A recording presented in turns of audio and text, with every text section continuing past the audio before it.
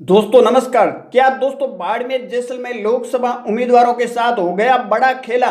क्योंकि जो रिपोर्टें आ रही है वो इसी तरह की आ रही है। अब 7 लाख मूल ओबीसी वोटों ने कर दिया किस उम्मीदवार के साथ बड़ा खेल। क्या बीजेपी के साथ बड़ा खेल हो चुका है या फिर कांग्रेस के साथ बड़ा खेल हो चुका है या फिर निर्दलीय प्रत्याशी रविंद्र सिंह भाटी के साथ? अब देखिए, सट्टा बाजार की अगर ओपिनियन पोल देखे या फिर राजनीति के जो लंबा अनुभव रखने वाले उनकी रिपोर्टें देखे, ग्राउंड स्थिति देखे, लोगों की राय देखे, तो कहीं न कहीं उम्मीदवारों के साथ बड़ा खेला अंदर अंदर खाने हो चुका है। अब क्या होगा, रिपोर्टें क्या है, उस पर भी बात करेंगे। परंतु इस बार जो सबसे ज्यादा हॉट सीट बनी थी बाड़मेर जैसलमेर लोकसभा सीट पर, और इसकी वजह बनी थी रविंद्र सिंह भाटी।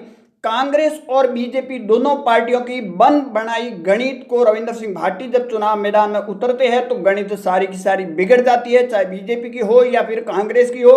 क्योंकि बीजेपी के मूल ओबीसी जो वोट है वो रविंद्र सिंह भाटी की तरफ खिसक गए, तो कांग्रेस के मुस्लिम और एसी मतदाता थे वो भी खिसक गए। तो दोनों पार्टियों के लिए जमजमाया जो सिस्टम था उसमें कहीं न कहीं रविंद्र सिंह भाटी चुनाव मैदान में उतरने के बाद में पूरा का पूरा जो समीकरण था, गणित थी, वो बिगड़ गई। अब 7 लाख जो मूल ओबीसी के वोट है उन्होंने आखिर किसके साथ बड़ा खेला कर दिया? क्या बीजेपी के प्रत्याशी के साथ या फिर रविंद्र सिंह भाटी के साथ? मुस्लिम मतदाताओं का जो रुझान है वो किस तरफ ज्यादा रहा है?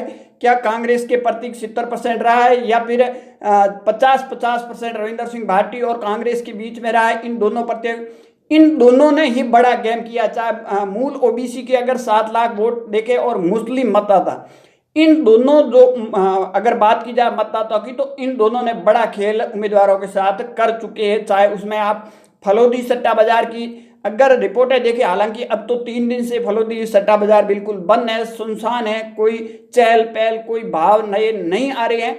परंतु उससे पहले की, चुनाव से पहले की अगर रिपोर्टें देखोगे, चुनाव के बाद की रिपोर्टें देखोगे और उसके बाद अगर ऑल राजस्थान की रिपोर्टें देखें, तो कहीं न कहीं बाड़मेर जैसलमेर की सीट इस बार हॉट सीट बनी हुई थी। और इसकी वजह मैंने आपको बताई, रविंद्र सिंह भाटी।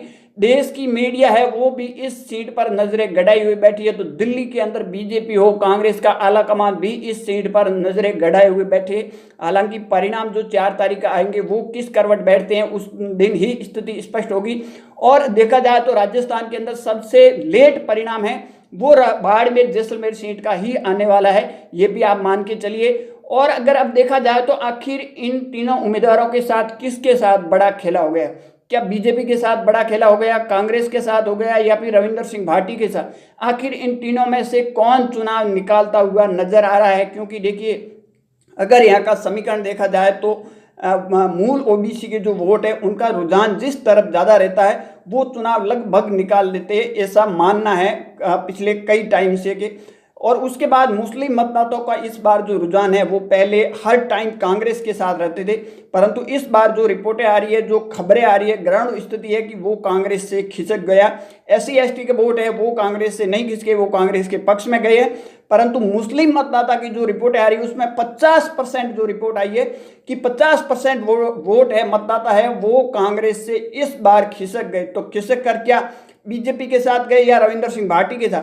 बीजेपी के साथ जाना पॉसिबल है नहीं, ये आपको सभी को पता है। तो कहीं ना कहीं रविंद्र सिंह भाटी की तरफ खिसक गए हैं। चाहे ओला आप बाड़मेर की बात कर दीजिए, जैसलमेर की बात कर दीजिए या फिर हर विधानसभा बात कर दीजिए, जैसलमेर की, बाड़मेर की, चौहटन की, गुड़ामालानी की, पचपदरा की, सिवाना की, बायतू की, तमाम इनकी बात की जाए तो कहीं ना कहीं इस बार मुस्लिम मतदाता है 50% कांग्रेस से सिटक गए हैं।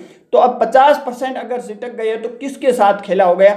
और अगर फलोदी सट्टा बाजार की मैं आपको मोटा मोटी बताऊं तो अब पिछले 3 या 4 दिन की बात की जाए तो बिल्कुल सन्नाटा है, क्योंकि वहां कोई 300-400 करोड़ की कोई बात को लेकर इस तरह का वीडियो वायरल हुआ और उसके बाद वहां बिल्कुल सन्नाटा